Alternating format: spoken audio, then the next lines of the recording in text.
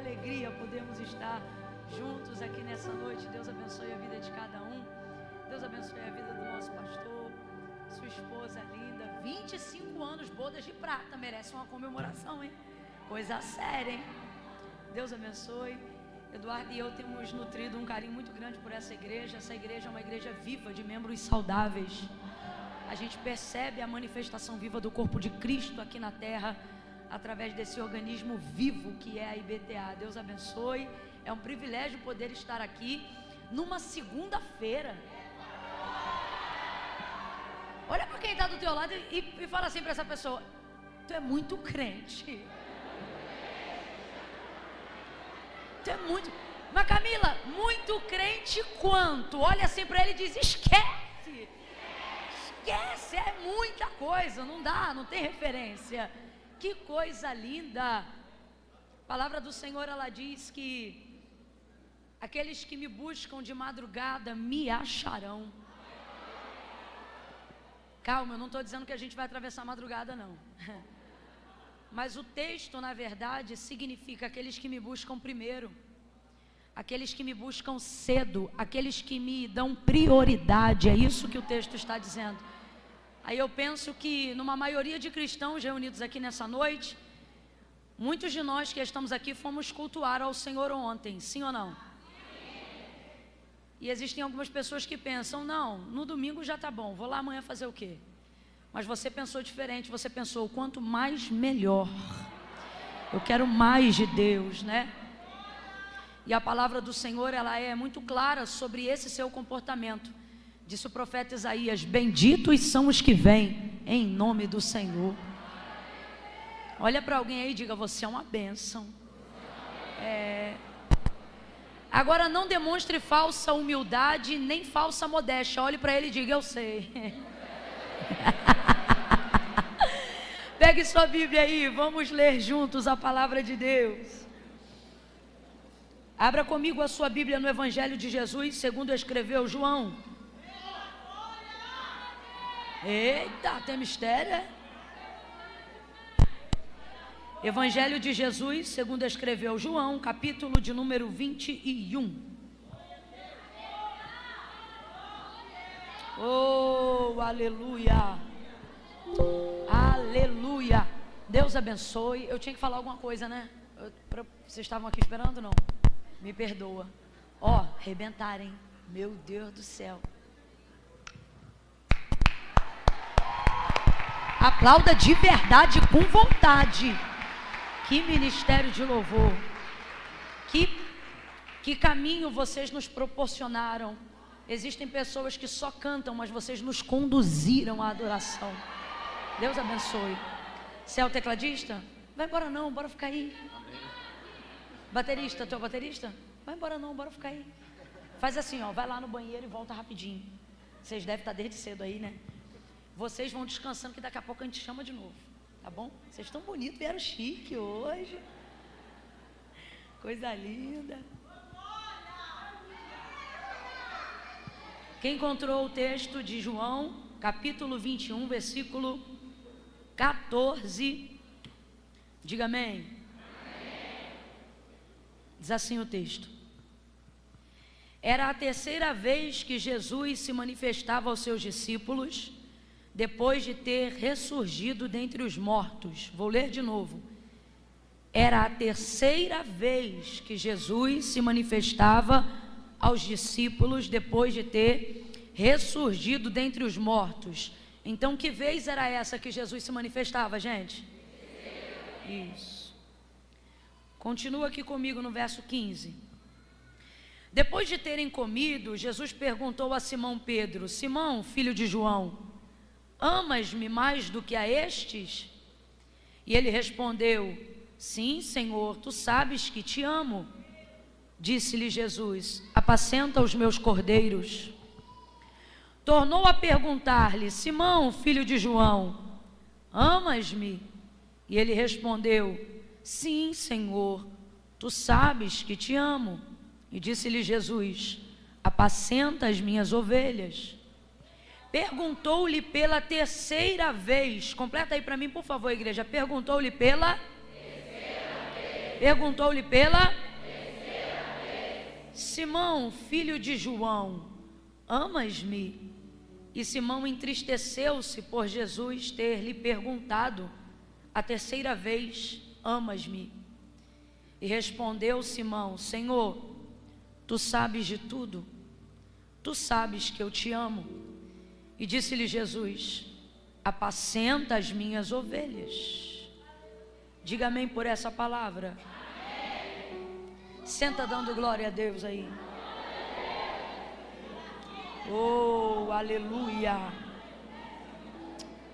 Oh, aleluia. Aleluia, aleluia.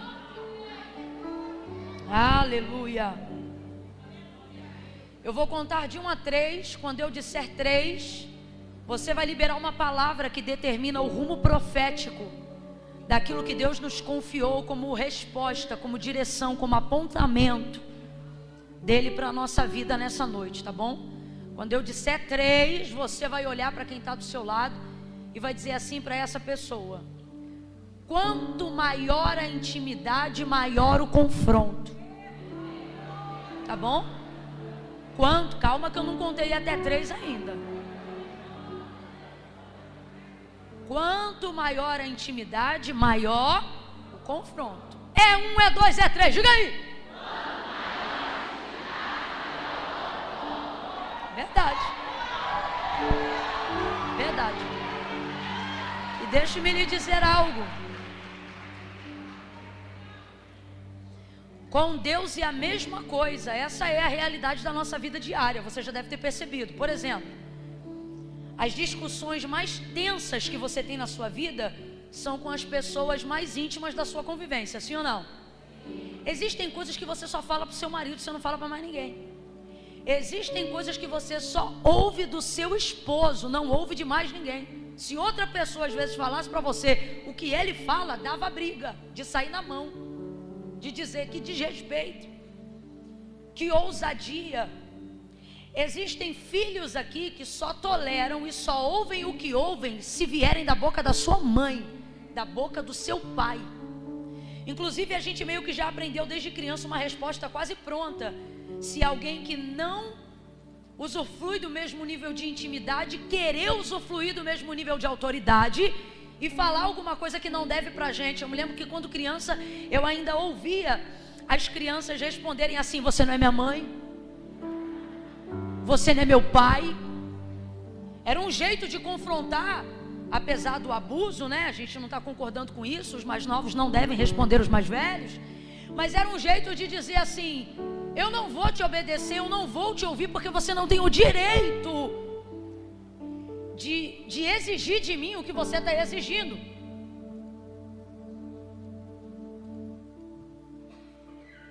Então a intimidade, ela coloca a gente num padrão de proximidade muito grande com as pessoas. É por isso que nesses últimos dias você já deve ter percebido que as pessoas têm se agradado muito mais de viverem um relacionamento digital. Porque numa era digital, você não precisa me conhecer realmente. Eu vou mostrar para você o que eu quero que você veja. Então eu vou te educar a gostar de mim do jeito que eu quero que você goste de mim.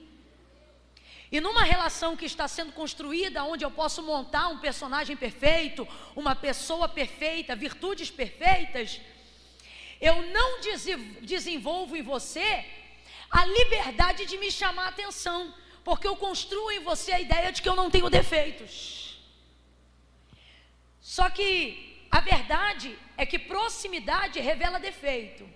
Completa aí para mim, por favor. Proximidade revela defeito. E intimidade manifesta ousadia de cobrança, de autoridade, de confronto.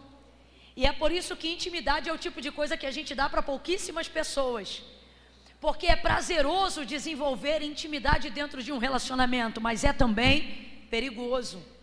Quem aqui já ouviu aquele ditado que diz assim: dá dinheiro, mas não dá intimidade? Compreendendo que intimidade é aquilo que você tem de mais precioso na sua vida. E no seu relacionamento com Deus é a mesma coisa. E infelizmente, tanto na vida pessoal quanto na vida espiritual, porque Deus é espírito e convém que em espírito Ele seja adorado, As pessoas estão se distanciando de um relacionamento íntimo, não porque não querem usufruir de uma intimidade, porque diga para mim, a quem a unção de Deus não atrai? Diga para mim, qual é o homem que não teria felicidade, ainda que reconheça que a glória é de Deus, de saber que Deus fala com ele como quem fala a um amigo? Diga para mim, quem não gostaria de saber que Deus passa pelas suas mãos para curar as enfermidades? Diga para mim, quem gostaria, ou melhor, quem não gostaria de usufruir de um ambiente de adoração, aonde sem remédio você tem calmante, sem psicólogo você se sente operado, sem bisturi você se sente curado? Quem não gostaria de usufruir desse nível de sobrenaturalidade, de intimidade com o Todo-Poderoso? Mas a verdade é que também, evitando o confronto, temos optado por um relacionamento superficial, para que assim profetas não nos encontrem no meio da multidão, para que assim o conserto de Deus não nos ache no nosso dia a dia. Existem pessoas que precisam revelar a magnitude do seu pecado, existem pessoas que não querem mais serem confrontadas, nem terem seus pecados denunciados, menos ainda confessados, porque elas preferem se deitar completamente e se relacionar com as paixões da carne, a fim de que não sejam mais cobradas, nem por igreja, nem por pastor, e nem mesmo por Deus. Elas então revelam o pior que há nelas, a fim de que tudo fique escrachado de maneira visível, para que ninguém se sinta no direito de fazer cobrança alguma. O problema é que com isso perde-se também um nível de intimidade, um nível de poder, um nível de autoridade, um nível de sobrenaturalidade, um nível de unção, de convivência, de alegria. Que você só alcança dentro de um patamar de intimidade. Assim como você só ouve coisas que a sua mulher é capaz de dizer para você, você também só usufrui da vida conjugal com a sua mulher, porque a nenhuma outra você teria essa mesma legitimidade. Assim como um filho só está disposto a ouvir determinados níveis de confrontos dos seus pais, sem manifestar nenhuma agressão, assim também existem privilégios que somente os filhos podem receber dos seus pais. Deus te trouxe hoje aqui para dizer, você escolheu o tema eis-me aqui, maravilha, relacionamento, intimidade, mas não se engane, a nossa intimidade não vai te roubar do meu confronto, a nossa intimidade não vai te roubar do meu confronto. Quanto maior é a intimidade, maior é o confronto. E por que isso é necessário? E eu não estou aqui para exercer peninha de você. E nem Deus está te tratando de maneira a se condoer com a sua dor, a se sujeitar à sua pressão. Desculpa, mas eu vou falar. E aos seus níveis de chantagem emocional em oração. A palavra de Deus é muito clara. A quem muito é dado, muito será. Ao invés de reclamar da pressão, você deveria agradecer a proporção. A pressão é equivalente ao que Deus te entregou. Eu disse que a pressão é equivalente ao que Deus? A pressão é equivalente ao que Deus? Por isso Deus espera mais de você do que dos outros. Por isso Deus espera uma postura diferenciada de você, que às vezes não exige dos outros. Por isso que quando Deus te confia uma palavra profética, os covardes ficam sentados dizendo assim, ai que Deus levante outro, ai que Deus levante outro, ai que Deus levante outro. Os profetas se levantam e entregam. Você tem vivido um tempo de pressão, aonde Deus te entrega palavras e a sua carnalidade quer que você haja com covardia, dizendo que Deus levante outro, e você tem reclamado da unção, tem reclamado do peso ministerial, você tem reclamado do chamado, você reclama dos sonhos que Deus te dá, das batalhas espirituais que Ele te permite viver, você tem reclamado dos questionamentos e das angústias que o chamado te coloca, as bifurcações espirituais que a pressão de não ter coragem de tomar uma decisão sem o respaldo de Deus te coloca, porque irmão, a nossa angústia toda, ela está está baseada na certeza de que não guiamos nós a nós mesmos, mas que estamos sepultados para si próprios e vivos para Cristo. E isso cria em nós muita angústia na nossa vida diária. Por quê, Camila? Porque você não compra sem orar, não vende sem orar, não namora sem saber se é o que Deus quer, não noiva sem saber se é a vontade de Deus, não troca de igreja sem saber se Deus deu direção. E isso vai te colocando em pontos de pressão, porque se você fosse pipa voada, tu tomava a decisão que viesse na telha, mas não, tu não dá um passo sem que o Senhor te dê a direção. Isso te coloca em bifurcações espirituais, isso eleva o seu nível de pressão e de tensão emocional, espiritual e por que não dizer física. Existem pessoas que estão aqui que estão com auxílio de alguns medicamentos, porque o nível de visão e de proporção do seu chamado foi tão elevado que também comprometeu ou envolveu, é a palavra correta, envolveu o seu físico. E alguém começa a pensar, se é de Deus esse chamado, não era para essa pessoa estar tão abalada. Se é de Deus esse chamado, não era para as coisas estarem tão tensas, não era para ter choro de angústia, não era para ter aflição. Meu irmão, é justamente ao contrário. É por causa da proporção do chamado e da grandeza da visão que espírito, alma e corpo estão envolvidos. É a Deus não chamou a sua mente apenas, Deus não chamou seu coração apenas, e Deus não quer te usar como um peão apenas na sua casa. Deus está dizendo, eu estou alinhando toda a estrutura do seu ser, espírito, alma e corpo. E a organização da tricotomia do ser, ela está baseada na comunicação de Deus para nós, exatamente na mesma ordem que está escrita na palavra. Não é corpo, alma e espírito, também não é alma, espírito e corpo, é exatamente na ordem que eu disse outrora, espírito, alma e corpo. Então vamos lá. Quem governa o espírito, ele comunica para quem? Para a alma. E quem reage à comunicação do que a mente e o coração já entendeu? Então, se você já teve a comunicação do espírito, já aceitou, recebeu, se subordinou na sua alma, a única coisa que falta agora é você envolver o seu? Envolver o seu? E o que é o corpo? Execução daquilo que Deus entregou, essa matéria que serve para isso, para você desenvolver aquilo que já aconteceu na sua cabeça, aquilo que já está pronto dentro do seu interior. A maior parte das nossas angústias acontecem não porque não discernimos o comando do Espírito, não porque não temos certeza na nossa alma, porque temos, mas porque falta em nós ousadia para executar no corpo aquilo que Deus já entregou pelo Espírito e já convenceu a alma. Segundo ponto, se você crê no Deus que governa a sua vida, no Espírito que te chamou, se a sua alma já se convenceu dessa verdade e você coloca o seu espírito para conversar com a sua alma, como fez Davi. Por quê? Porque a alma não é, como é que eu vou dizer? A alma não trabalha sempre em concordância com o espírito. Ela não manifesta a vontade do espírito, ela manifesta a vontade das minhas emoções. Então, normalmente o espírito tem que converter, convencer, conversar com a alma. É por isso que Davi, ao orar, também salmodiava dizendo assim: por que te abates, ó minha alma? Por que te perturbas dentro de mim? Quem está conversando com a alma de Davi?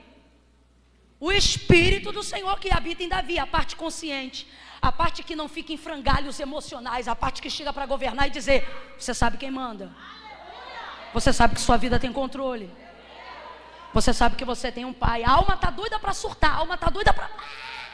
E o Espírito está dizendo: te controla, tu tem promessa, segura a tua onda, tu tem governo, tu está debaixo de uma palavra. A alma está doida para quebrar um prato, para dizer: eu vou surtar. E o Espírito está dizendo: não dá brecha para o diabo, segura firme, aguenta a ponta.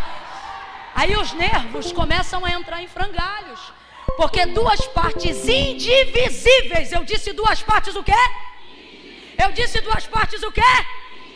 Indivisíveis. É uma mistura de eita com cima de eita. É uma mistura de Deus me livre com quem me dera junto. Essas duas coisas entram em diálogo ou conversa ou briga, dependendo de cada momento. E quem é que sente? O corpo. Ele não sabe se faz ou se não faz, se reage ou se não reage, se vai ou se não. E aí você sente problemas de nervos, as doenças psicossomáticas começam a se manifestar, teu cabelo começa a cair, você vai no médico, não tem nada, nem anêmica você tá, tem nada.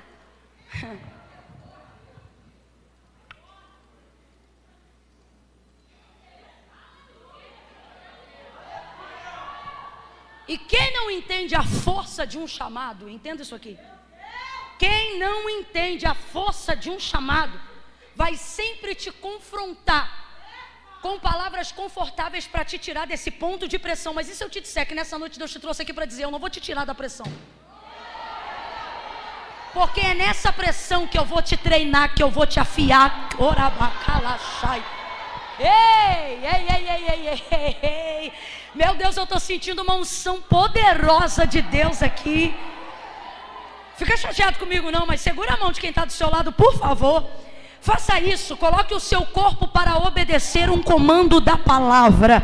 Não, Camila, mas quem está falando é você. Mas não falo por mim, falo pelo Espírito.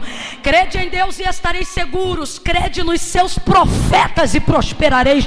Segure a mão da pessoa que está ao seu lado. Atenda esse comando. Faça seu corpo obedecer isso. Diga assim para esta pessoa: a pressão não vai diminuir, é você que vai crescer. Diga para ele: a pressão não vai diminuir, é você que vai amadurecer, é você que vai crescer, é você que vai desenvolver. Aleluia! Porque você foi chamado, você foi chamada, e Deus não vai abrir mão de você.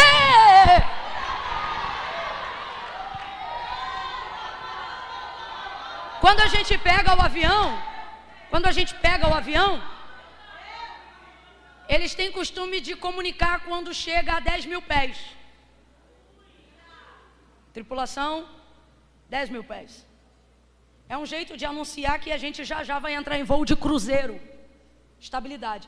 Então, qual é o maior momento que poca o ouvido, que dá aquela pressão, que quem tem alergia começa a ficar entupido de tudo que é lado? Enquanto ele está alcançando os 10.000 pés. Mas quando chega no voo de cruzeiro, a pressão já está estabilizada. Veja bem, não é que ela diminuiu, pelo contrário, quanto mais alto. Só que o corpo, as funções, a pressurização da cabine já se ambientou a realidade daquele voo. Só que até ele chegar a esses 10.000 pés, então eu vou perguntar: a pressão diminui? Pelo contrário, quanto mais alto, maior a. Então veja, a pressão não diminui, é a aeronave que já está pronta. É a pressurização da cabine que já está estável. Você entrou hoje aqui dizendo: Deus, me alivia. E Deus está dizendo: tu está quase pronta, tu acha que eu vou te aliviar agora? Você entrou hoje aqui dizendo: Deus, me dá um conforto. E Deus está dizendo: é ruim, a parte mais difícil já passou, você vai entrar em voo de cruzeiro já. Oh meu Deus! Só que eu venho da parte de Deus hoje aqui te explicar expressões, não para que você fuja dos confrontos, mas para que você aprenda a se comportar diante deles. Porque, irmão, ser provado no chamado não é fácil, mas fugir dele é muito pior. Veja a vida dos que fugiram, o quão frustrados eles são, o quão tristes eles são, o quão amargos eles são. Olha para quem está do teu lado e diga: só vai. Olha para ele e diga assim: porque eu nunca vi. Prega para ele e diz: porque eu nunca vi um voltar e ser feliz.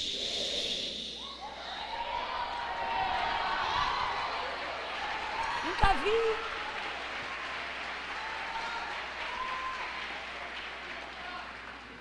Nessa noite o Senhor falou comigo sobre Pedro, porque ele ele tem similaridades muito próximas às nossas, há uma identificação muito real com o chamado da vida real. Chamado da vida real. O chamado dele começa em Lucas, capítulo de número 5. Redobra a sua atenção. Redobra. Em Lucas, capítulo 5, a epígrafe do texto diz: a pesca maravilhosa. Provando que, na verdade, Jesus não foi ali para fazer milagres. Aquela multidão que estava ali até viveu um grande milagre. Porque o texto diz que Pedro já havia trabalhado durante toda a noite, não havia pescado nada, e ele era pescador. Completa aí para mim, ele era pescador. Só que se ele não pescasse nada naquele dia, a empresa dele não iria à falência, e nem ele ia passar fome por causa de um dia ruim de pesca. Ele podia até não ter uma boa pesca, mas tem como na casa de um pescador não ter um peixe? Tem como na casa de uma costureira, ainda que não tenha um rolo de tecido, não ter um retalho? Tem como na casa de um pastor não ter uma Bíblia? Você está entendendo o que eu estou querendo dizer? Tem como na casa de um carpinteiro não ter madeira? Pode não ter um carvalho, pode não ter um tronco para uma grama, mas tem como não ter resquícios daquilo que se trabalha? Não tem como. Então, se Pedro não pescasse nada naquele dia, ele não ia morrer por causa disso, a empresa não ia falir por causa disso, nem ele ia passar fome por causa disso. Tanto é que ele pode não estar realizado, mas ele está ali lavando as redes, compreendendo que no outro dia a vida continua. Só que nisto vem chegando Jesus à beira do lago de Genezaré, junto com ele uma multidão, pede o barco de Pedro emprestado, ele ministra aquela manhã, Pedro está lavando as redes e está ouvindo. Quem ouve Jesus não consegue desprezá-lo, porque os próprios fariseus e até as pessoas que estavam acostumadas a ouvirem a lei na sinagoga, ao ouvirem Jesus falar a lei que eles já estavam acostumados a ouvir, ficavam maravilhados, porque eles diziam: ele fala o que a gente já sabe, mas ele fala como quem tem autoridade. Ninguém consegue desprezar, você pode até odiar, mas ser indiferente a ele, nunca. Ninguém consegue ser indiferente à presença de Jesus. E ele começou a ministrar. Pedro vai ouvir, gera expectativa em seu coração. Ele não sabe que Jesus é o Filho de Deus, ele acredita que está diante de um rabi, de um mestre da Galileia. E aí o texto diz que Jesus vai em direção a ele e diz assim: voltai ao mar alto e lançai as vossas redes para pescar. E Pedro vai responder: mestre, veja, olha como ele reconhece a autoridade. Ele não sabe que é o Filho de Deus, logo ele também não sabe que Jesus está ali para convocá-lo. Mas ele reconhece a autoridade nele, dizendo: mestre, rabi, havendo trabalhado toda a noite, nada apanhamos, mas sobre a tua palavra. Uma expectativa foi gerada no coração de Pedro enquanto Jesus ministrava aquela manhã, porque a Bíblia diz que a fé vem pelo ouvir e o ouvir da palavra de Deus. Como é que um homem que já havia desistido de pescar agora vai obedecer a alguém que ele acabou de conhecer? Então ele gerou expectativa e reconheceu a autoridade na palavra que Jesus acabara de ministrar naquela manhã. Aí ele volta sobre a palavra do Senhor. Quando ele lança a rede, uma quantidade de peixes tão grande, tão grande, tão grande, que o texto diz que o barco quase ia a pique. Quase, vem comigo e diga quase. Você está entendendo? Todo mundo que Deus chamou vai viver um quase. O barco quase ia a pique. Agora responda para mim com inteligência: o que vale mais, o barco ou a rede? Isso, tem gente na dúvida. Vamos de novo. O que vale mais, o barco ou a rede? Vamos então para outro nível. O que vale mais, o barco ou a rede cheia de peixes? Tem gente que dividiu. Gente, o barco sempre vai valer mais, porque é o barco que dá condições da rede ser lançada. Entende? Vão fingir que não aconteceu. Então vamos lá para um outro nível. A rede cheia de peixes ou o barco vale mais?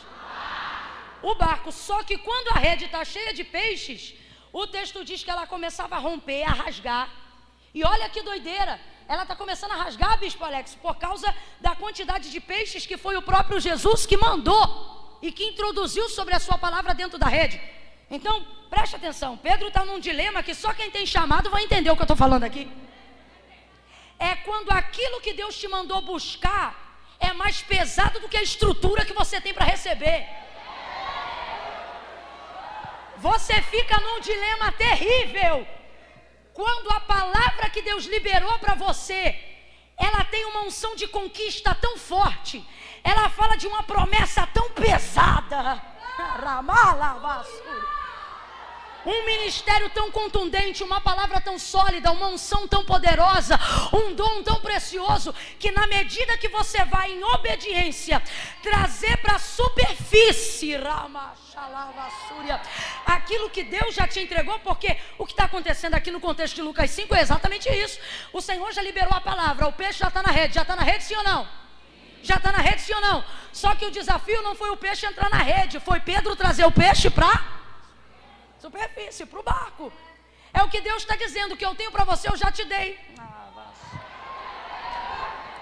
A parte difícil não é crer no que eu te entreguei. A parte difícil não é receber o que eu te dei, é sustentar o que eu te entreguei, é trazer para a superfície o que eu te dei, é colocar isso num campo de tangibilidade, é colocar isso num campo de acesso concreto. O peixe já estava na rede. Só que a dificuldade aqui é puxar, é trazer para cima, é evidenciar. Eu disse o quê? Qual é a palavra? Quando Eliseu, sucessor de Elias, pediu virtude dobrada do espírito que repousava sobre Elias, Elias disse assim para ele: tu me pediu uma coisa muito difícil. O que ele está querendo dizer? O que tu me pediu não depende de mim. Então vai ser da seguinte forma: eu vou te dar um sinal. Se tu me vires quando eu for tomado de ti, assim será. Se tu não me vires, não será. Ele fica apavorado com a envergadura da visão, porque está acontecendo no campo físico uma manifestação que se iniciou no espiritual. Um redemoinho de vento vem para catar Elias. A visão é tão gloriosa que Eliseu começa a gritar: meu pai, a expressão de judeu quando acha que vai morrer. Ele está apavorado, mas está de pé. Está apavorado, mas está aguentando, porque a palavra era o quê? Se tu me vires quando for tirado de ti, assim será. Se tu não vires, não será. Assim é o chamado, assim é a visão que Deus confiou a você, seja como pastor, como pai, como mentor, como líder, como empresário, como mãe. O que Deus está dizendo é: você só vai receber o que aguentar ver. Você precisa sustentar a visão. Ele pensa que vai morrer, mas não cai arrebatado não. Ele pensa que vai morrer, mas não se entrega não. O joelho dele certamente vai bater um no outro, mas ele não se entrega não. Olha o grito dele: meu pai, carros de Israel e seus cavaleiros. Elias sobe e some. Aí o texto diz que o que cai, quem lembra o que cai? O que cai? Agora responda para mim: a unção estava na capa? Não, porque senão quando o Eliseu tivesse pedido: é o que você quer? Toma aqui, leva a minha. Mas ele disse: tu me pediu uma coisa difícil. O que isso significa? Porque o que você me pediu não depende de? Porque o Espírito está sobre mim, mas ele não é? Então vai depender de quem julga saber se você está apto para receber o que você está me pedindo. Então eu vou perguntar de novo: a unção estava na capa? Mas a capa era a capa não trazia a unção, a virtude do poder que Eliseu pediu, mas ela era a evidência de que já estava sobre ele aquilo que ele pediu. Então preste atenção, volta para Pedro. Aquele peixe é a evidência do que Deus está fazendo naquele momento, do que Jesus fez naquele momento. E esse é o maior desafio da nossa vida. Não é crer que Deus faz, porque está na nossa mão, a gente sente, o coração queima. O convite vem, do nada a porta abre, as pessoas contam. Deus desenha o nosso chamado diante dos nossos olhos e você não diz que não. A questão é o seguinte: vai poupar a estrutura com medo de afundar e vai soltar a rede, ou vai sustentar? Meu Deus. Vê quem está do teu lado, dá uma olhada bem, deixa ele perceber que tu está medindo ele. Deixa. Dá uma olhada assim e pergunta para ele: tu solta ou tu sustenta? Ajuda ele e diz assim: tu tem cara de que aguenta. Pega a mão direita, bota o mais alto que você puder, coloca a esquerda na mesma envergadura, vai.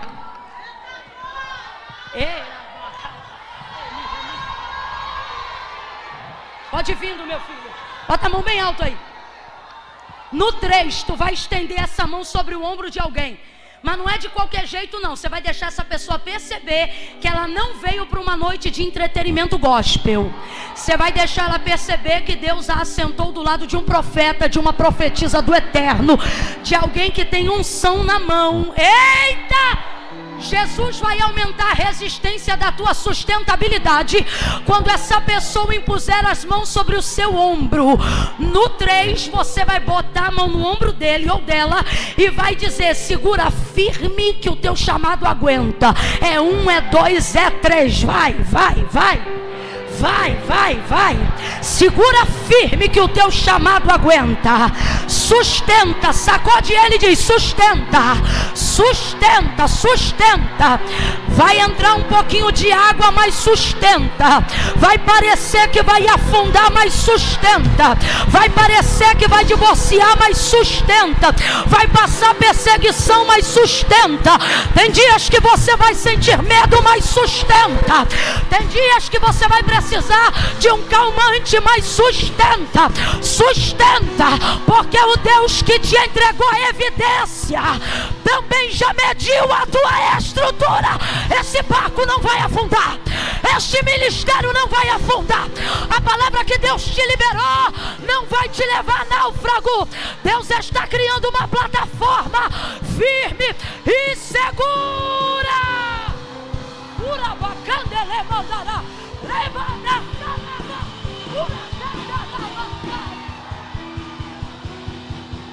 Sustenta,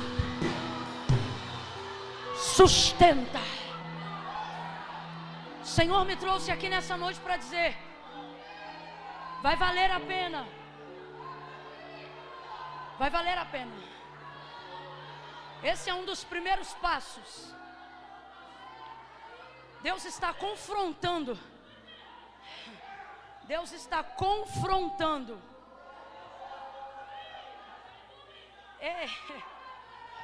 Você pensou que Deus ia chegar assim, ó. Você pensou que Deus ia chegar assim hoje, ó. E Deus está chegando assim. Bora!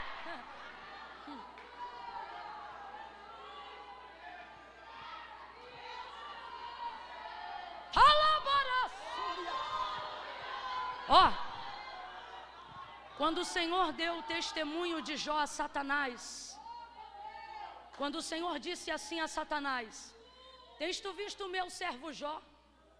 Não há nesta terra homem. Grava isso.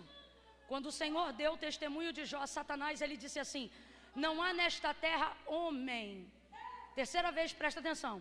Quando o Senhor deu o testemunho de Jó a Satanás, Deus disse assim: tens tu visto o meu servo Jó? Não há nesta terra reto, íntegro, temente, desviado do mal como o meu servo Jó. Beleza. Ah, mas tu também serve a ele de balde? Deixa eu tocar no que ele tem para o Senhor ver quem ele é. Ok, toca no que ele tem.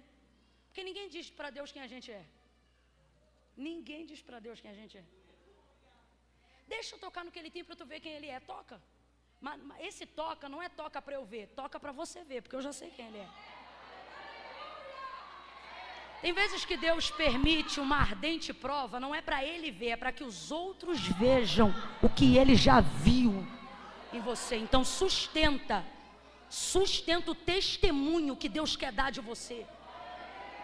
Aí veja, aí Jó, meu Deus, gente, a Bíblia diz que homem como provado como Jó, antes dele igual não houve e depois dele igual não haverá. Foi tanta prova que tem gente que nem acredita. Há uma corrente teológica que nem acredita que Jó foi de fato um homem, mas acredita que o livro tem todo um contexto poético, porque não baseado na crença de que ninguém aguenta ser tão provado como foi Jó. Então é como se fosse a tipologia de um homem ideal. Eu prefiro crer como está escrito, que houve um homem na terra de Uz, que foi de confiança, íntegro, sincero, reto, desviado do mal e temente. E aí o que acontece? Jó vai ficar atordoado, porque a prova dele é muito grande. E o Senhor chamou ele para dar testemunho, porque chamado é isso, não é para dar testemunho de quem eu sou, é para dar testemunho de quem? Vou falar melhor. Chamado não é para dar testemunho de quem eu sou, é para dar testemunho de quem me chamou. Entende? Então, Jó começa a ficar atônito. Filho morreu, um monte de coisa aconteceu, tanta luta, tanta desgraça, tanto dilema. E ele começa a dizer, se eu defraudei alguém, se eu estou devendo, fala comigo. E ele começa a inquirir o Senhor. E ele faz aproximadamente 70 perguntas para o Senhor. Quando chega no capítulo 38, depois dos amigos terem falado, depois de Jó ter falado, Deus vem falar no capítulo 38 do livro de Jó. E Deus fala do 38 até o 41. Até o 42, na verdade. E aí ele vem falando. Só que olha que interessante. Quando Deus se apresenta para falar com esse Jó, que foi provado, que é temente, que é íntegro, que é legal, que é o testemunho do Senhor, que é a pessoa que Deus próprio escolheu para dar testemunho diante de Satanás, e etc. Olha isso. Deus não vem chegando, meu filho. Deus não vem chegando dizendo, meu filho, eu te entendo, olha essa prova, mas calma. Não, olha como é que Deus chega. Falou todo mundo. Quando Deus vem falar, você pensa que Deus vai chegar e vai afagar ele, vai cuidar dele, vai consolar ele. Aí Deus chega e diz assim, cinge os teus lombos como homem, e eu falarei contigo. Você acredita que essa é a primeira frase que sai da boca de Deus em direção a Jó? Quando depois de tanta súplica Deus decide falar, olha como Deus chega. Cinge os teus lombos como homem, e eu falarei contigo. É porque era outro nível, mas se fosse hoje é como se Deus dissesse assim, o nível do que eu te confiei não permite esse nível de comportamento me inquirindo. Porque quando eu dei testemunho de você a Satanás, eu disse, tens tu visto o meu servo Jó? Não há nesta terra. Então, cinge os teus lombos como? Sabe o que Deus está dizendo? Sustenta o testemunho. E você pensa que Deus vem consolando? Vem não, irmão. Ele vem rasgando, dizendo, você quer me perguntar? Vou te fazer algumas perguntas também. Se tu fores capaz de me responder alguma, eu me calo para ouvir e responder as suas. Se tu és sábio e entendido, Jó, diga-me, aonde tu estavas quando eu lançava os firmamentos sobre a terra? Porque eu não me lembro de ter te visto lá. Rapaz, Deus vem rasgando. Deus diz assim, Jó, se tu és sábio e entendido, que isso aqui significa o seguinte, se tu achas que pode debater comigo, responda para mim como é que se formam os ossos no ventre da mulher. Podes tu dizer a treva onde é o limite dela? O oceano das águas porventura te obedece? A Leviatã porventura teme a você? Jó, onde tu estavas quando eu lançava as nuvens sobre o globo? Jó, onde tu estavas? E podes tu coordenar o celeiro de onde eu escondo a neve? Mano, ele vem rasgando Jó, ao ponto de que no verso 11 do capítulo 41, ele diz assim para Jó, diga-me primeiro, quem primeiro me deu para que eu tenha obrigação de retribuir-lhe? Tudo que está debaixo do céu é meu. Meu Deus! O que Deus está dizendo rasgado na cara de Jó é isso aqui, tá me cobrando o que, rapaz? O que é que eu te devo?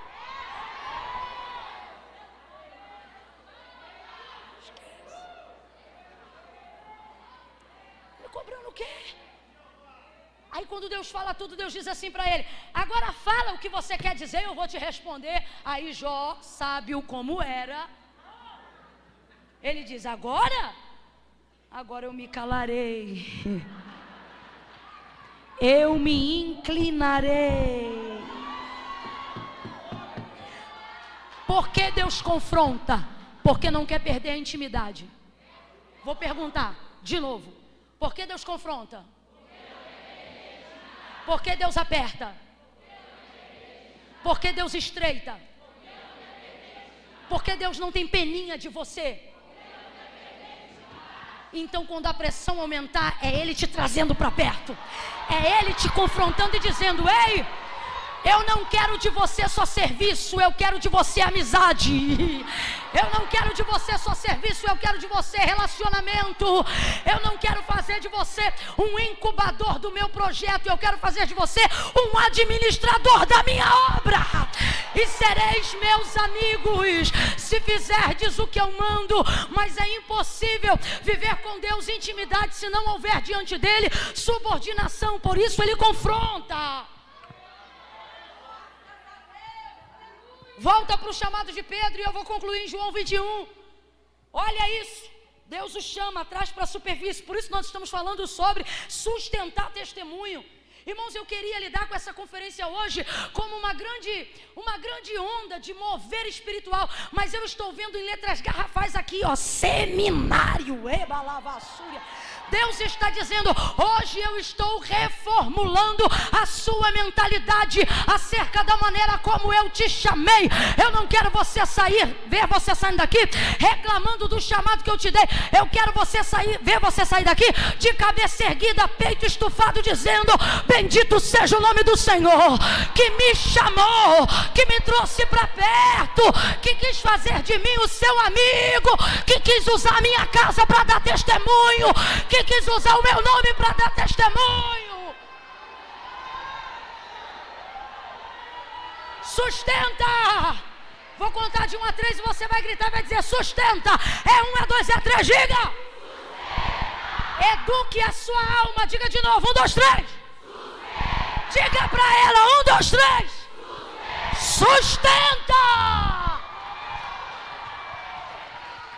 O Senhor não nos deu espírito de medo, nem de covardia, mas espírito de fortaleza. Sustenta isso aí, minha filha. Não é fácil para ninguém não, tá? Você sai desse fantástico mundo de Bob. Não é fácil para ninguém não, mas para quem foge é mais difícil. Então, sustenta. Pedro sustentou, e isso deu a ele legitimidade.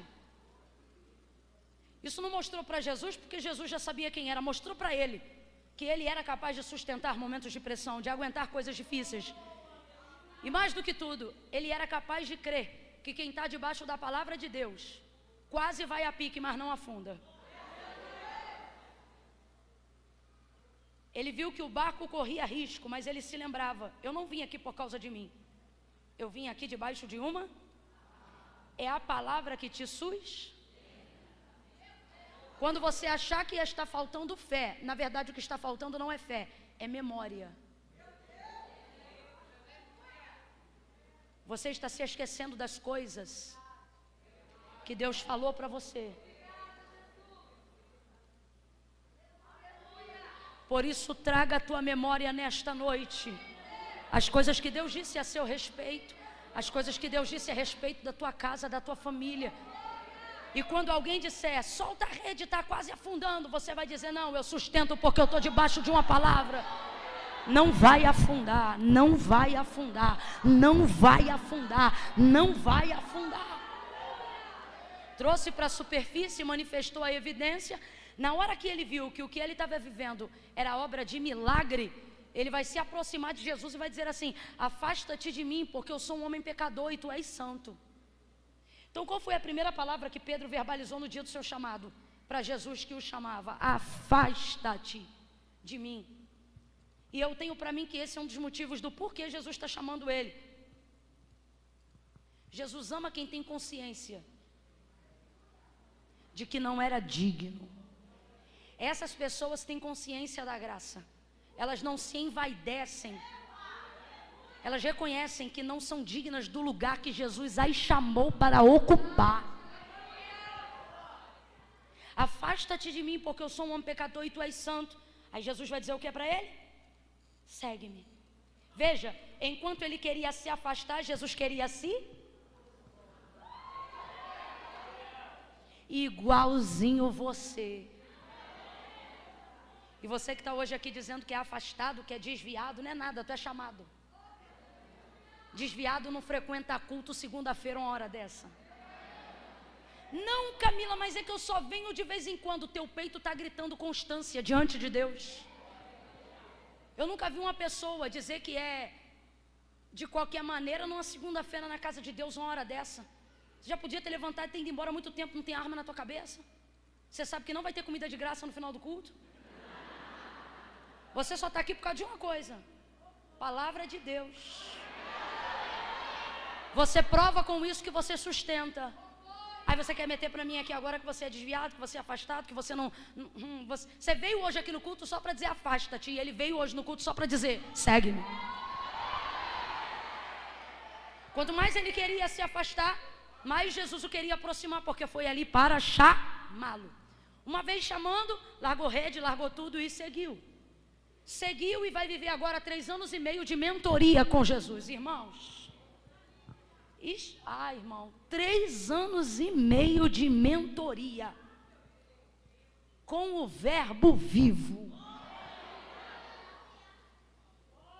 Onde ele deita, você deita, o que ele come, você come, e tudo que ele fala, você consome.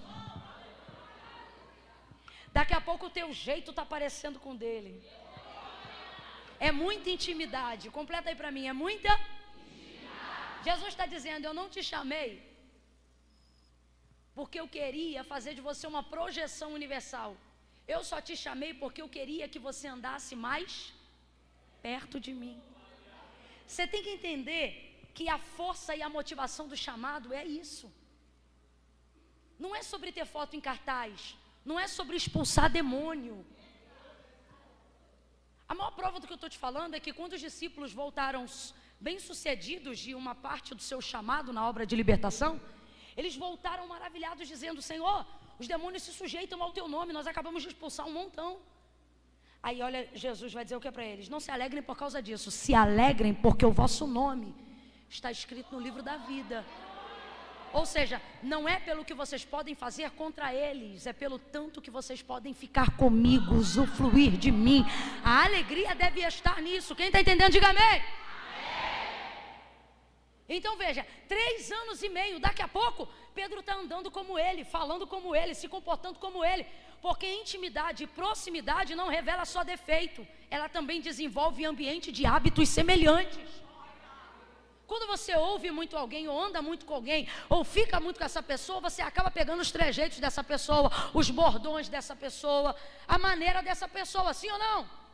É natural da convivência. Só que Jesus vai dar uma despertada em Pedro na celebração da última ceia, porque ele será capturado e será levado ao Calvário. Então ele vai dar para ele uma palavra de ordem, vai dizer: olha, Simão, Simão, Satanás te pediu para peneirar como trigo, mas eu roguei ao Pai por ti, para que não desfaleças a tua fé. Então quando tu te converteres, fortalece os teus irmãos. Veja, não é porque foi chamado que já está convertido.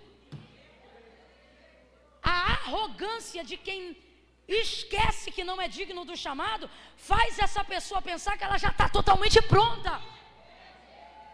O que mais derruba as pessoas que Deus chamou, o que mais derruba as pessoas que um dia disseram eis-me aqui, é a arrogância de acharem que já estão prontas só porque foram escolhidas. Pedro acabou de cear. Pedro acabou de cear. E Jesus está dizendo para ele: Satanás está te cirandando como trigo, mas eu roguei ao Pai por ti. Olha o que Jesus está dizendo. Jesus está dizendo: eu intercedi por você, para que o inimigo não te toque, porque você não está pronto. É isso que ele está dizendo. Ele te pediu como trigo, você não está pronto, é trigo novo. Mas eu roguei ao Pai por ti, para que você não seja provado agora. Por quê? Porque ele não está pronto para ser provado, para que não desfaleças a tua fé. Agora é aqui que pega. Então, quando tu te converteres, gente, tá na cara, não estou inventando não. Então, quando tu te converteres, aí eu te pergunto: Pedro já estava convertido? Mas já tinha sido chamado? Mas já estava convertido? Mas já tinha sido chamado? Mas já estava convertido? Já era escolhido, sim ou não? Mas já estava pronto?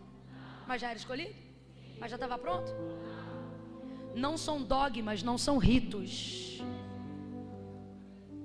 mas é um coração contrito e quebrantado, um espírito voluntário Presta atenção que eu não vim pregar heresia.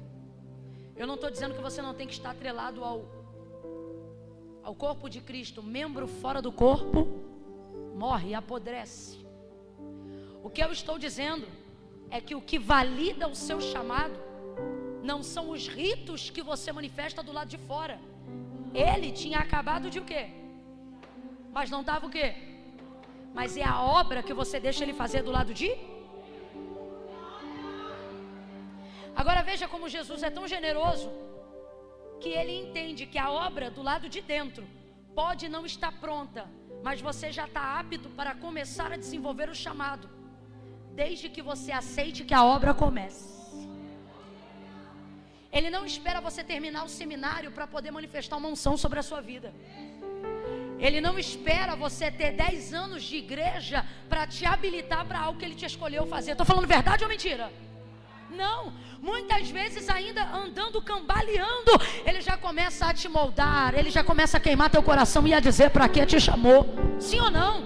Sim ou não? Sim.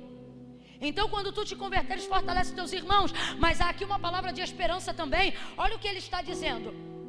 Agora você não está convertido, mas quando ficar, vai ficar tão bom que vai ter fé para fortalecer os outros, vai ter fé para convencer os outros. Resumindo a história, que eu estou falando aqui do chamado de Pedro, nós vamos terminar no capítulo 21. No dia que Jesus é crucificado, vai se cumprir o despertamento que Jesus deu para ele e não ouviu. Olha aqui para mim. O confronto não é porque você peca. Ele também vem porque você peca. Mas o confronto antes de vir, depois que você pecou, é sobretudo para que você não peque.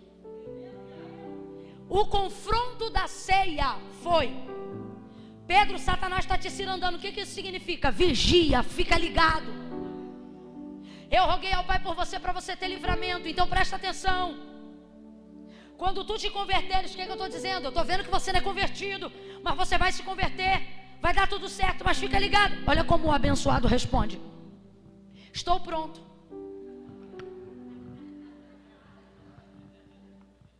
Estou pronto para ir contigo até a prisão e a morte. Tudo que Jesus acabou de dizer é: vigia, porque você ainda não está. Se tu não está nem convertido, o que fará? Pronto. Pedro, ainda hoje, antes que o galo cante 3 vezes. Quantas vezes? Quantas vezes? Tu me negarás. Ah, gente, que tristeza. João conseguiu introduzir ele no pátio que dava para onde Jesus estava próximo a ser julgado. Ele entrou. Quando ele entrou, tinha uma fogueira. Acompanha comigo. Quando ele entrou, tinha uma fogueira. Ele sentou ao redor daquela fogueira para se aquecer. Jesus está sendo julgado do outro lado. Alguém olha para ele, porque lembra, são 3 anos e meio de mentoria.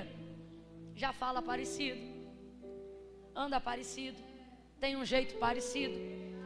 Porque a intimidade que tem confronto, o melhor da intimidade não é o confronto, o melhor da intimidade é a intimidade.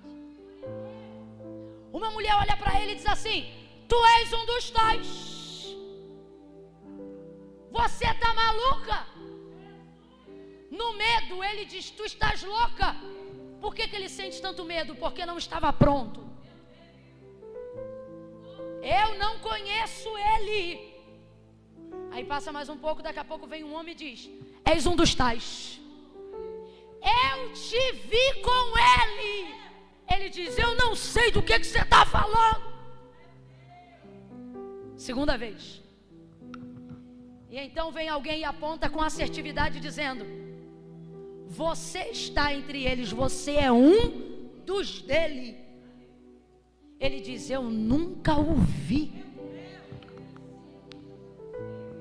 Agora vamos lá. Por que Jesus chamou a atenção dele depois da ceia? Se os 12 brigaram na ceia, os 12 não, os 11, porque Judas já tinha saído na última ceia. Teve uma discussão forte entre os 11 depois da ceia. A discussão foi quando? Que ceia era essa? A última ceia. Então era uma ceia muito importante, foi a melhor ceia que eles já tiveram. Jesus usa essa ceia como parâmetro da próxima que teremos.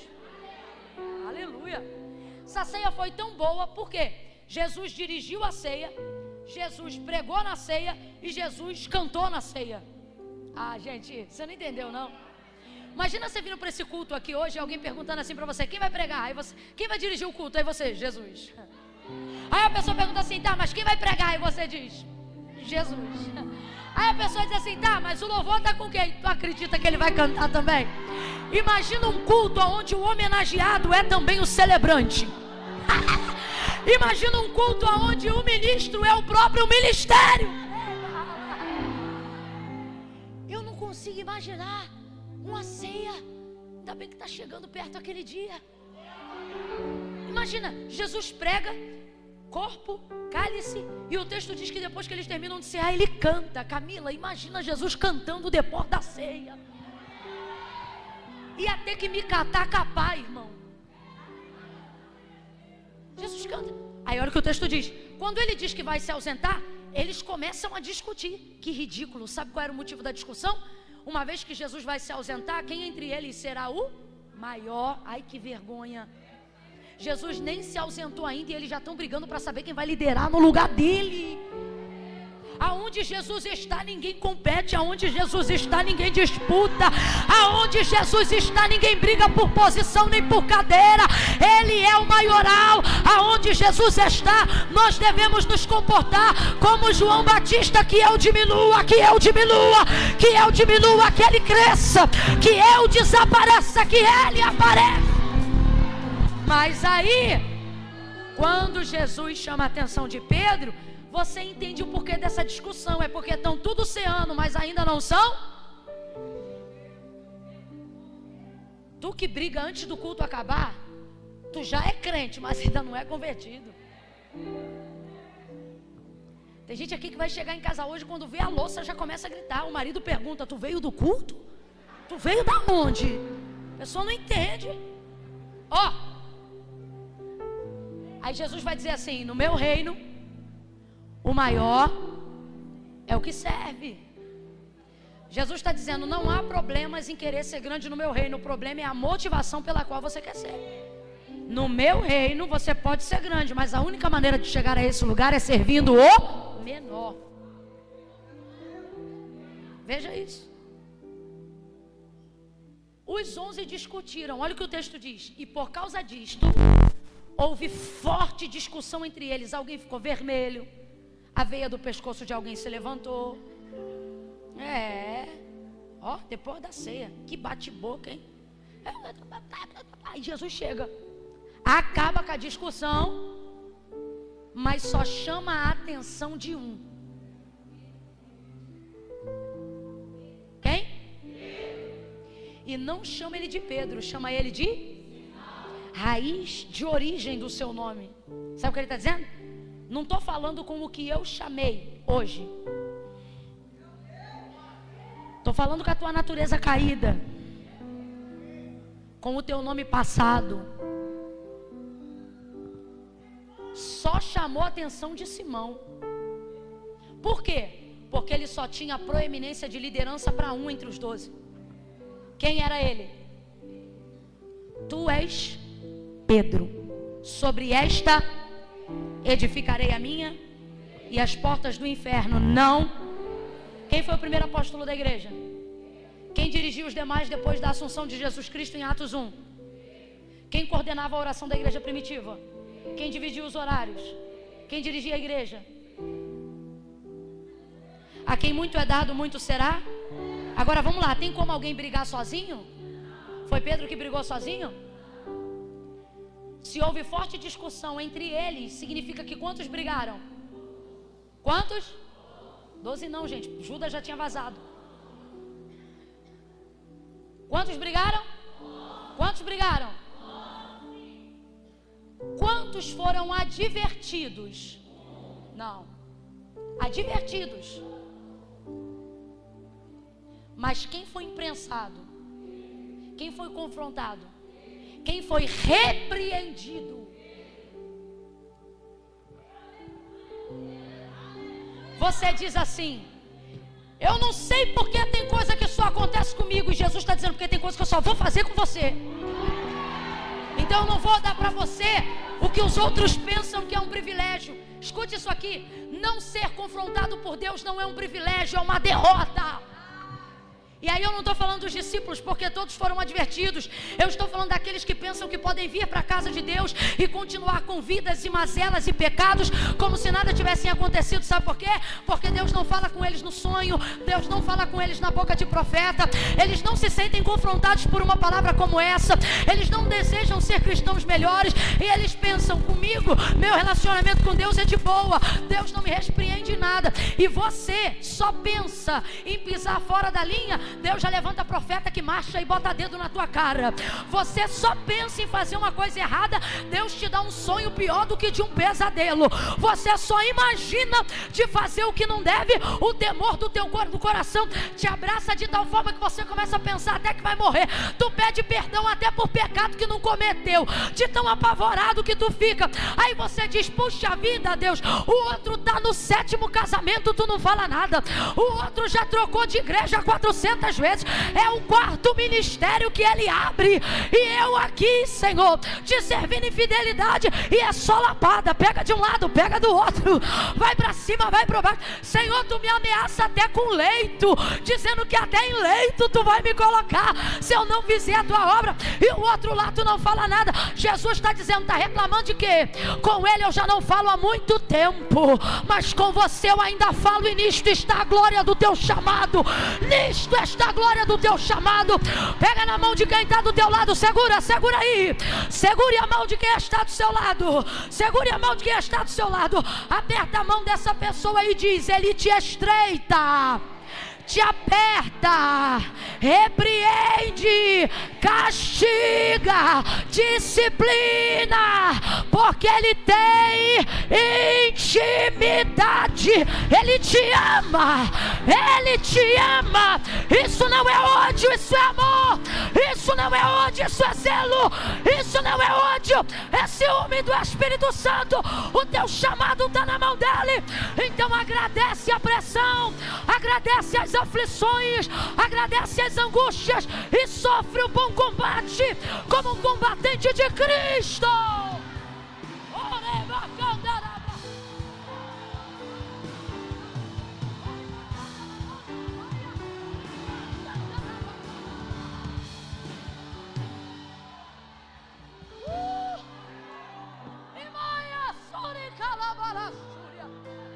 Há uma palavra de ordem nessa noite aos escolhidos, e esta palavra é: sustenta. Qual é a palavra? Qual é a palavra? Qual é a palavra? Sustenta. Ei, senta aí que eu vou pregar mais 15 minutos.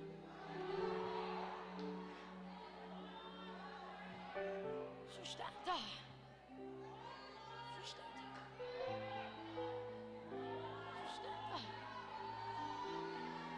Deixa eu explicar um negócio aqui para vocês, e vocês sabem disso muito bem. Dia 2 agora, de junho, tive a alegria de julho, tive a alegria de fazer 18 anos de casada com meu marido.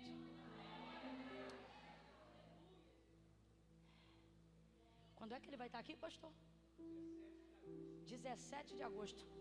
Ele, eu posso dizer, após mim virá um que é maior do que eu. Quem esteve aqui no Ouça, que nós ministramos aqui? Aquele dia Eduardo pregou tanto, que aconteceu uma coisa que nunca aconteceu em todos esses anos.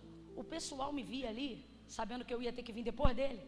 Léo, Camilo, o pessoal dizia assim: calma, Deus é contigo. O pessoal, eu tenho um amigo que ele botou a mão no meu e falou assim: amiga, fica tranquila que eu estou orando por você, Deus vai te usar também. Daqui a pouco veio o terceiro, estou falando sério. Veio o terceiro e falou assim: calma, Deus é contigo. De tanto que ele pregou, foi um absurdo. Tá maluco, o que foi aquilo?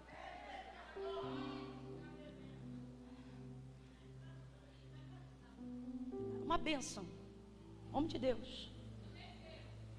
Meu. Até me distraiu, mulher. O que eu ia falar?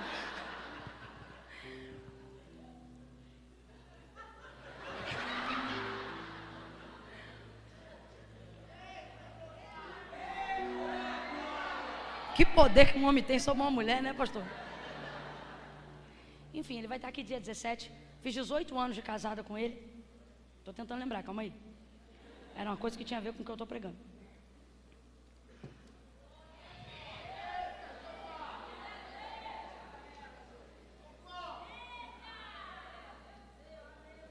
Vou sustentar, não vou mudar o tópico não.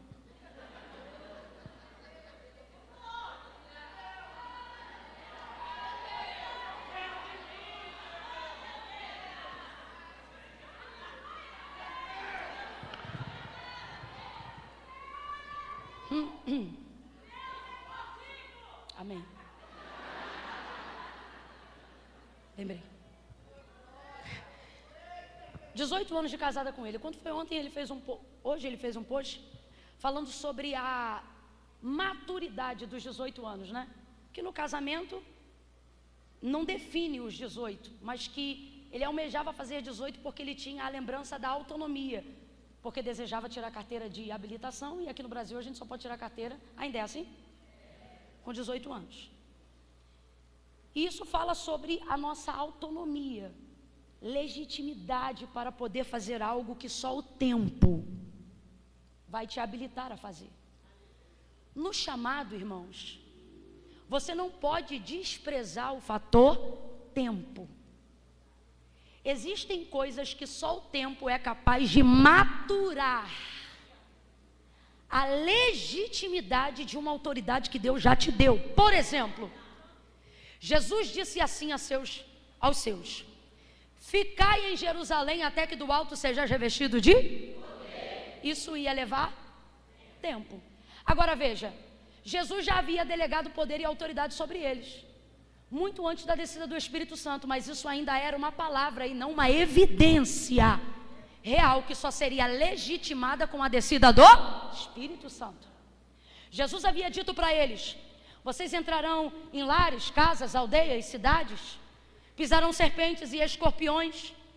Se vocês declararem a paz se estabelecerá sobre aquele lugar, e vocês também terão autoridade de removerem a paz daquele lugar, se vocês não forem bem recebidos. Vocês comerão coisas mortíferas, e essas coisas não lhes farão dano algum. Aí ele diz assim: porque eu vos dou poder. Mas eles saíram dali na hora e começaram a praticar aquilo que Jesus havia liberado? Não, porque havia uma ressalva: a evidência da execução, do cumprimento desta palavra ia levar um pouco de... E esse tempo seria determinado pela descida do Espírito Santo. Ficai em Jerusalém até que do alto seja revestido de... Aí ele diz: e só então ser-me-eis testemunha, Judeia, Samaria e até os confins da terra. Tem gente que está aqui angustiado porque ainda não está vivendo a materialização e a evidência do seu chamado. E Deus te trouxe hoje aqui para dizer: o eis-me aqui vem antes da materialização.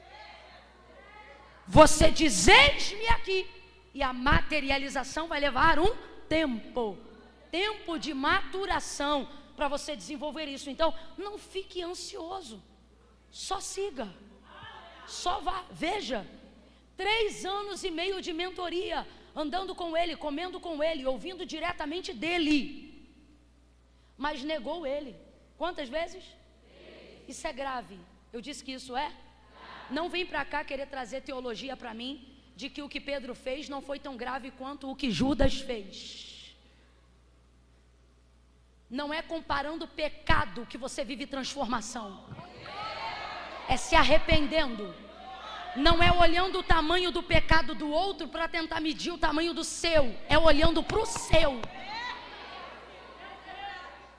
É uma conversa fiada de gente que não consegue progredir no chamado, porque preste atenção, o pecado ele até te afasta de Deus, mas o que te mantém distante é a hipocrisia, de tentar diminuir o que você tem consciência que você fez. E o que eu acho lindo, e por isso Pedro foi o escolhido para que o Espírito Santo ministrasse ao nosso coração essa palavra, por isso ele foi o escolhido para essa noite, porque ele não diminui aquilo que ele fez, ele entende a gravidade do que ele fez. Depois de ter negado Jesus 3 vezes, parece cena de filme. O texto diz que Jesus vai saindo, quando o galo canta, ele negou a terceira vez. Aí antes do galo cantar, ele negou a terceira vez. Aí o galo canta. Aí vem Jesus passando. O texto diz que o olhar de Jesus foi por cima do ombro e bateu de frente com o olhar de Pedro. A primeira pessoa que Pedro viu depois de negar Jesus foi Jesus. O texto diz que diante desse cenário, ele saiu dali e foi chorar amargamente. Completa para mim, por favor, igreja. Ele foi chorar? Ele foi chorar? Você precisa sentir quando você não tem atitudes à altura do teu chamado. Ah, mas o outro não faz metade do que eu faço. Isso não é sobre o outro. Eu vou te falar a verdade. O pecado de Pedro não foi tão distante do pecado de Judas, mas a maneira como eles se comportaram colocou um em cada polo do outro. Então não é sobre aquilo que eu ou o outro comete, mas é sobre a maneira que nós nos comportamos diante daquilo que nós cometemos. Não é sobre pecadinho, não é sobre pecadão.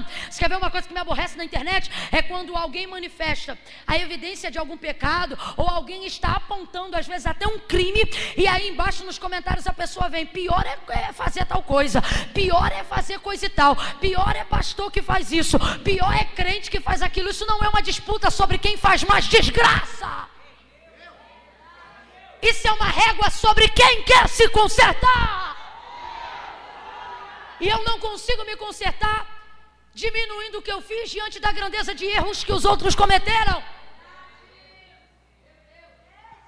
Quem peca não se justifica, confessa. Foi isso que Pedro fez e eu acho isso tremendo. Ele não se justifica, ele confessa, mas olha o contexto. E agora eu encerro no 21. Ele ficou mal, muito mal.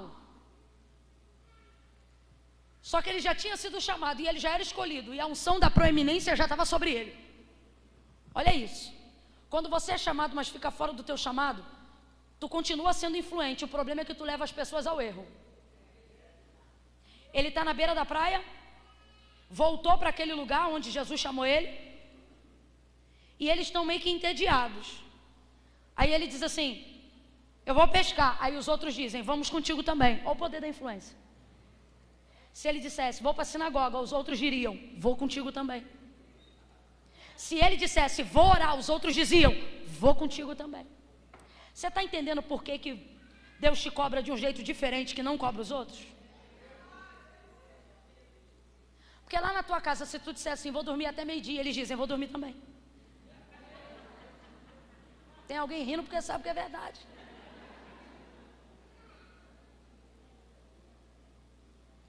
Deus está dizendo para você: é por isso que eu não te permito alguns luxos.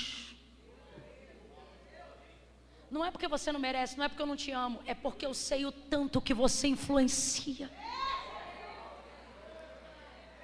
Você quer ver uma coisa que te aborrece?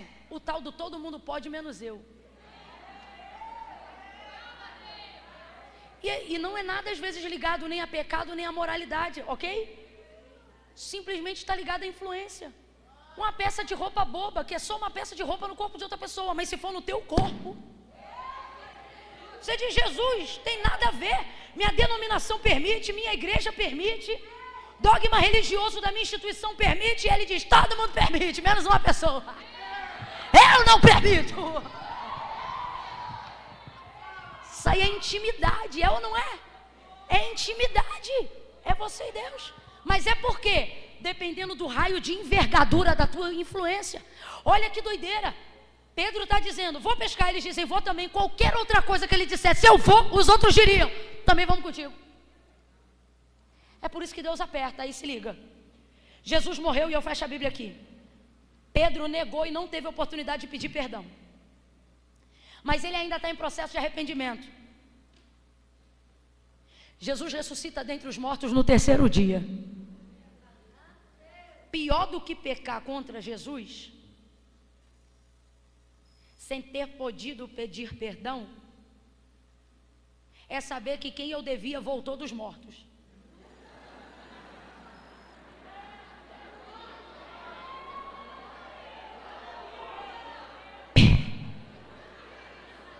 Pensa numa fatura bem alta de cartão, bem alta, de um cartão que não é teu, que alguém te emprestou. Mas alguém disse, ó, morreu, o pessoal lá vai anular, o óbito vai chegar lá, acabou. Um exemplo louco. Você diz, puxa vida, que feio, mas eu também não tinha dinheiro para pagar. Aí você pensa assim, não tinha dinheiro para pagar, puxa vida. Ai, que triste, meu Deus, que vergonha. Ah, meu Deus, que vergonha. Meu Deus, não paguei, meu Deus, fulano morreu e eu devendo. É horrível, sim ou não? Aí você pensa isso na sexta, no sábado, no domingo de manhã, Maria Madalena entra na tua casa onde tu está escondido e diz assim, Jesus ressuscitou. Vocês conhecem aquela música da Midian que diz assim, não sei se me alegro ou choro, não sei se eu choro ou me alegro. Mais ou menos isso, aquela mistura de Deus me livre com quem me dera, Deus me livre, quem me dera, Deus me livre, quem me dera. Imagine, Jesus aparece a primeira vez na casa, aonde Pedro e os demais estavam juntos. E ele não faz cobrança, ele chega e diz assim, Pai seja convosco.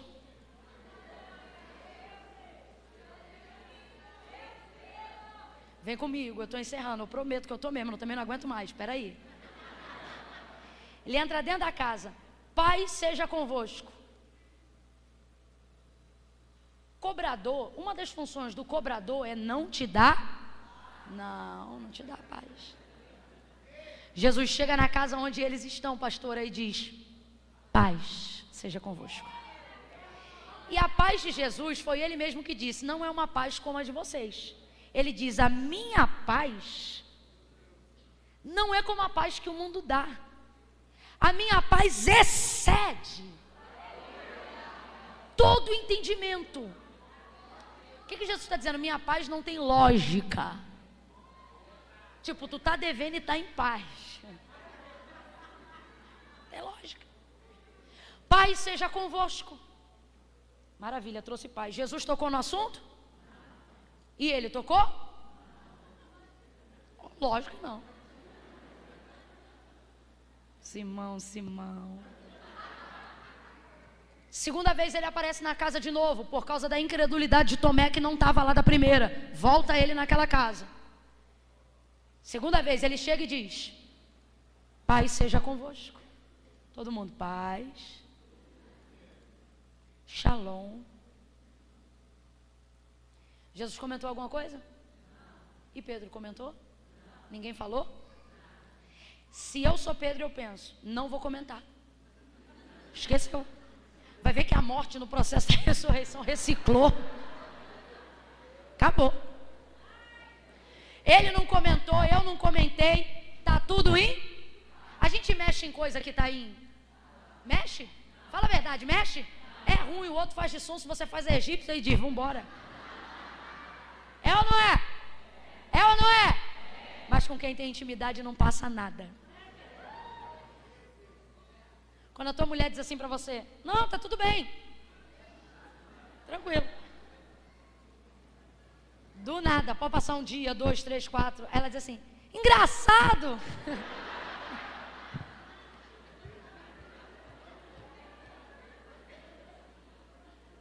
Não deixa passar. Quando você tem intimidade com a pessoa, nenhum olhar você deixa passar. Pode não falar na hora, pode não falar depois, mas depois você comenta aquele dia, aquele negócio lá, o que foi aquilo? Estou mentindo, gente? Não, se você tem intimidade, você não deixa passar. Você diz assim, olha, por que você quer continuar tendo trânsito livre na intimidade? A não ser que você comece a levantar um muro invisível, sim ou não? Aí você se aproveita dessas coisas para já dar um chega para lá, sim ou não? Não vem de sonsice, sim ou não? Mas quando você quer continuar tendo tráfego de intimidade, você não deixa passar? Se eu te disser que Deus te parou nesse culto até agora, te encheu de paz, de poder, de unção, mas vai te despedir daqui dizendo, não vou deixar. Sabe aquelas feridinhas que você pensou, nem dói mais? Ele diz, não dói porque eu não arranquei a casca. Você vai ver quando eu arrancar a casca.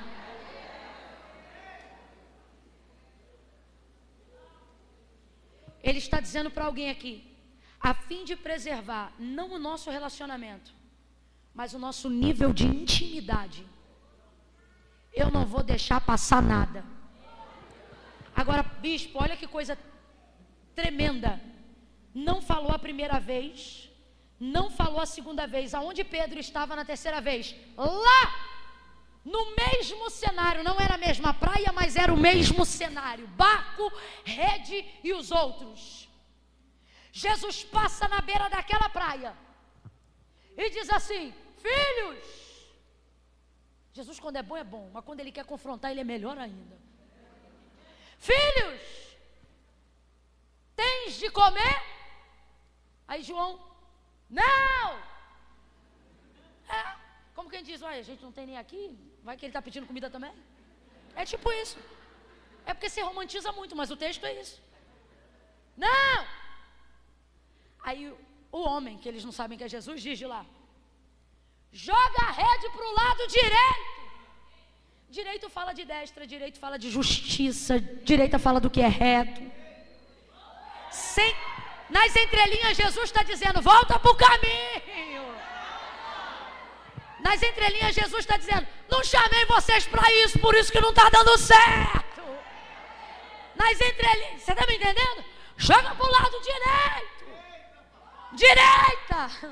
E direita. E direita. Direita.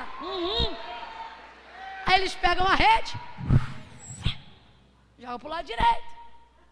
Parece um déjà vu. Tranco no barco.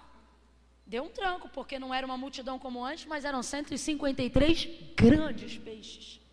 Tranco no barco, puxa. Quando puxa, olha o déjà vu de João. Pedro,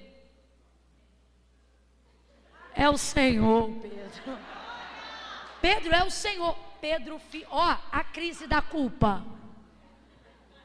Se vê, quando o pastor te encontra na rua. A crise. A crise de Pedro. Caiu, rapaz, ele deu um mergulhão na água. Tchubum. Me ajuda aí, que agora senão vai descer muito seco. Se jogou dentro da água. Bota assim um...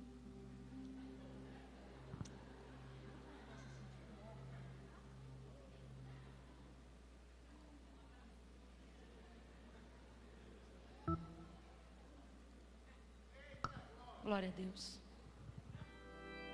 É isso aí mesmo. É isso aí mesmo. É isso aí mesmo. Isso, igual aquelas igrejas americanas. Ele falou assim: não tem mais, eu dou um jeito. E ele era exatamente isso. Ó, direita, jogou, puxou. Vem meu baterista no pratinho. Isso. Ó, segurou. Sustentou não, se jogou. Já foi, deu um climão. Sustentou.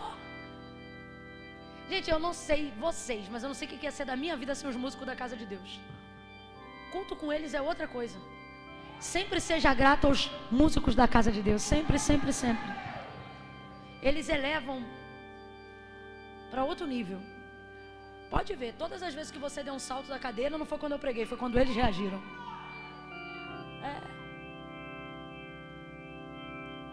Aí veja, se jogou na água, tomou um susto.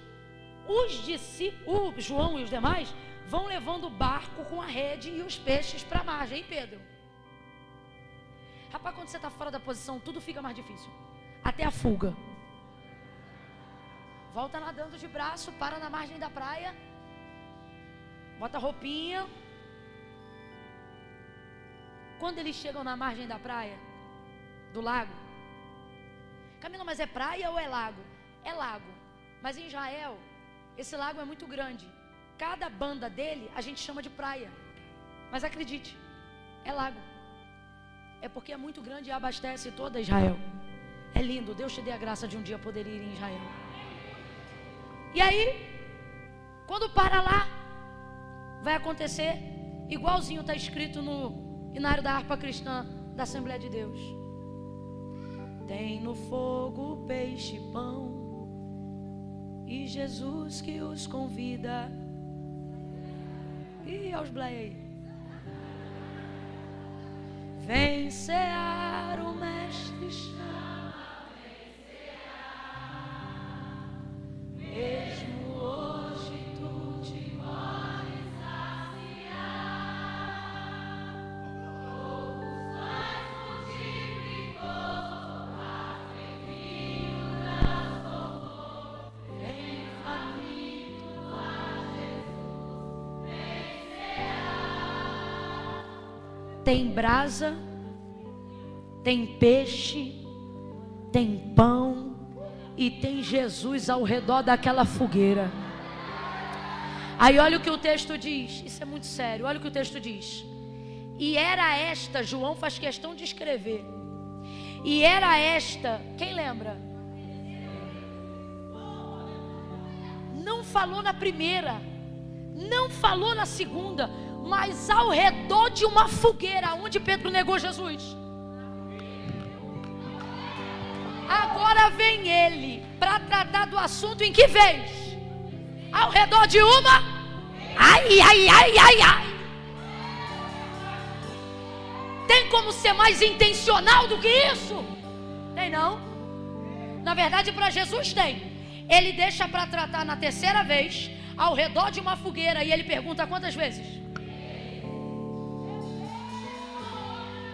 Deus não vai deixar você esquecer do que Ele quer te lembrar. Existem coisas que você fez lá atrás e você quer botar no bojo do Pai. Perdoados estão os meus pecados. E Jesus está dizendo: você não é todo mundo, tem coisa que não vai passar, nós vamos tratar. Agora eu te pergunto, Jesus já perdoou Pedro, sim ou não? Jesus está magoado com Pedro? Ofendido com Pedro? Ressentido com Pedro? Então Jesus não vai confrontar Pedro por causa dele, de Jesus. Jesus vai confrontar Pedro por causa de quem? Porque senão isso vai ser um problema no ministério dele.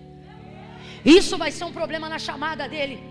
Isso vai ser um problema na... Entenda, as coisas que Jesus está desentulhando, confrontando, te inquietando, te inquirindo, te incomodando, não é porque elas são um problema para Ele, é porque Ele sabe que se Ele não confrontar, elas serão um problema para você, elas serão um problema para o exercício do teu ministério. Por isso Ele vai ser intencional. Na terceira vez, ao redor de uma fogueira, Ele pergunta 3 vezes: Pedro, tu me amas? Senhor, eu te amo. Segunda: Pedro, tu me amas? Senhor, eu te amo. Estou parafraseando, porque a variação do grego muda, mas o ponto principal que eu quero atingir é este aqui. Pedro, tu me amas? Você leu comigo. Ele não ficou triste pelo que Jesus perguntava, ele ficou triste porque Jesus fez a mesma pergunta ele entendeu na hora. Isso aqui não é uma pergunta aleatória, ele está sendo intencional. Eu vim como profeta de Deus aqui nesta noite, de dizer que nesses 5 meses que faltam para terminar o nosso ano, Jesus será intencional em todos esses meses, porque as coisas que carregamos e que atrapalharam a nossa vida e ministério até hoje, não vão atravessar 2023 com a gente, elas serão resolvidas. Seja profeta para alguém aí agora e diga para esta pessoa: este ano... Está fraco, seja profeta, diga: este ano Jesus vai tratar tudo. Ele não vai deixar passar nada, não vai passar nada, não vai passar. Ele faz a ferida, mas Ele também liga. Ele mata, mas Ele também faz viver. Ele abate, mas Ele também exalta. Ele está dizendo: eu vou confrontar, mas também vou te consolar. Eu vou denunciar, mas também vou te sustentar. Eu vou te ajudar a confessar esse pecado, mas também vou caminhar contigo no processo de restauração dele. Não vai passar nada. Fala para os 3 aí, anuncia, diga: não vai passar nada. Esse ano não passa nada. Passou 2021, passou 2022, passou, mas de 2023, assim diz o Senhor, este ano não vai passar nada. Eu vou passar um pente fino na tua vida espiritual, e tudo que estava impedindo, atrapalhando, tolindo o teu chamado, vai ser resolvido. Não é vergonha, é solução. Agora olha como Jesus é lindo. O confronto dele é regado de paz. As 2 vezes que veio, trouxe guerra, disse paz. seja convosco. Sabe o que ele está dizendo? A única pessoa capaz de lidar com seus traumas, de lidar com sua dor sem lhe deixar traumatizado sou eu. Eu consigo, o Senhor está dizendo para alguém aqui, tocar em uma dor antiga sem trazer um sentimento de trauma novo. Por isso eu vou tratar com você. Deus está dizendo isso a alguém. Eu vou tratar com você. Vou tratar com você as dores que a tua mulher não conhece, mas eu conheço. Eu vou tratar com você. E se eu te levar a um nível de exposição, saiba, a exposição é momentânea, meu perdão é permanente. A exposição, o constrangimento é momentâneo, a minha libertação é permanente. Quando ele ouviu Jesus perguntar a terceira vez, tu me amas? Ele sabia porque estava perguntando, aí ele respondeu diferente. Tu sabes. A amargura voltou toda. Tem coisa que você pensa que está resolvido só porque não toca mais no assunto, mas é tocar no assunto que você vai ver que não está resolvido. E é por isso que Jesus está dizendo, não deixei os vizinhos tocarem, não deixei tua família tocar, mas eu vou tocar.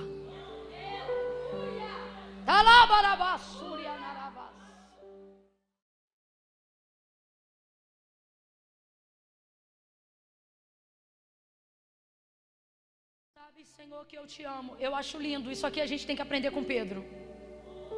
Olha isso, tu sabes, Senhor, tu sabes tudo. O que é isso, tu sabes tudo? Tu sabes que eu te neguei, tu estava lá, tu me viu. Eu me lembro, tu te lembra, eu me arrependo, tá doendo. Eu não confessei, tá aqui a chance. E etc, etc, etc. Essa é a parte do tu sabes tudo, ok? Mas tem a parte do tu sabes tudo. Tu sabes que eu te amo. Sabe o que ele está dizendo?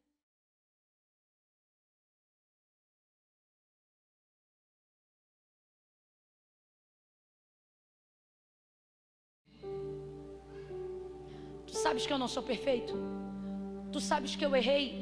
E eu sei que tu sabes que eu sei e me arrependo. Mas tu também sabes que o meu amor é verdadeiro. Tá aí uma coisa que esse Pedro tem.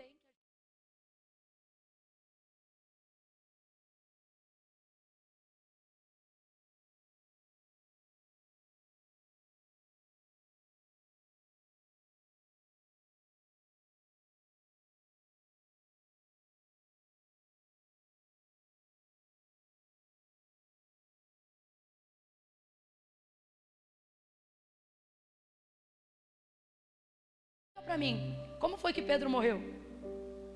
Crucificado. E por que foi de cabeça para baixo? Porque ele pediu, dizendo, eu não sou digno de morrer a mesma morte do meu Senhor. Vira a cruz de cabeça para baixo. Ele preferiu aumentar o nível de tortura, porque reconhecia que não era digno. Quando ele dizia que estava pronto, ele estava pronto? Quando ele disse que não era digno, ele estava pronto? Você está entendendo a maturidade do seu chamado? Quanto mais pecador você se sente, não é porque você não está pronto, é porque você está ficando cada vez mais maduro. Então veja, não é a sua falta de prontidão que te afasta do chamado, porque Jesus vai te usar assim mesmo.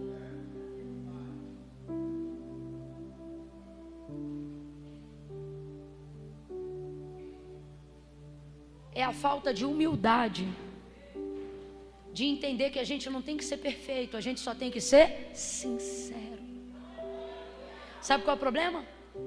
Você quer unção igual.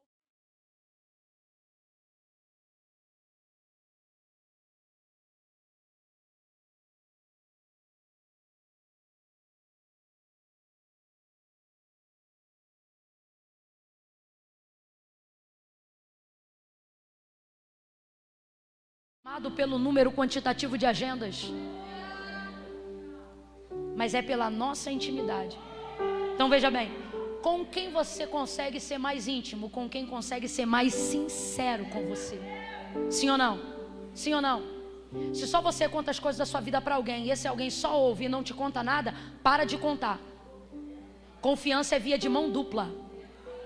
Só você conta, ele não conta nada, então meu filho, segura a tua onda. Se tu conta um podre seu e ele não conta 2, não conta mais nenhum teu. Não conta. Sinceridade, intimidade. Jesus não disse para ele, vai ficar no banco 1 ano. Jesus o promoveu. Aí isso buga. Aí o Espírito Santo falou para mim algo que é difícil de falar na igreja, mas eu vou ter que falar. O Senhor disse assim para mim: conjunto de regras, normas é importante. Disciplina, repreensão. Irmão, sem regra isso aqui não é mais uma instituição santa, menos ainda religiosa. Tem que ter, ok? Porém, o que traz a disciplina é a consequência do seu pecado. Porque o arrependimento não traz consequência, traz promoção. Acredite nisso. Como Jesus está trabalhando com a motivação, porque diferente de nós, Ele conhece o coração das pessoas. Quando Pedro admitiu o que fez, mas manifesta o seu arrependimento, Jesus não diz para ele, 3 anos fora do corpo de Cristo. Jesus não diz para ele, não vai mais ser o apóstolo da igreja, porque tinha que dar o exemplo e foi o primeiro a negar. Não, olha o que Jesus diz: apacenta as minhas ovelhas. Isso é promoção, sim ou não? Sim ou não? Jesus está validando a liderança que já havia confirmado lá atrás. Ele está dizendo, eu entrego para você, é na tua mão que eu vou dar, é com você que eu estou contando. Isso é promoção. Jesus está dizendo, ei, o pecado vai sim trazer consequências, as decisões erradas vão sim trazer consequências, mas o seu arrependimento vai te levar a lugares mais altos. O seu arrependimento vai te fazer sublimar todas as consequências que você teve que viver em razão do que fez. Então olha para quem está do teu lado e diga assim, se Jesus tratar, vai ter consequência. Mas se você se arrepender, vai ter promoção. Pega a mão dele, pega a mão dela, profetiza aí, entrega essa palavra. Diga assim, ainda este ano,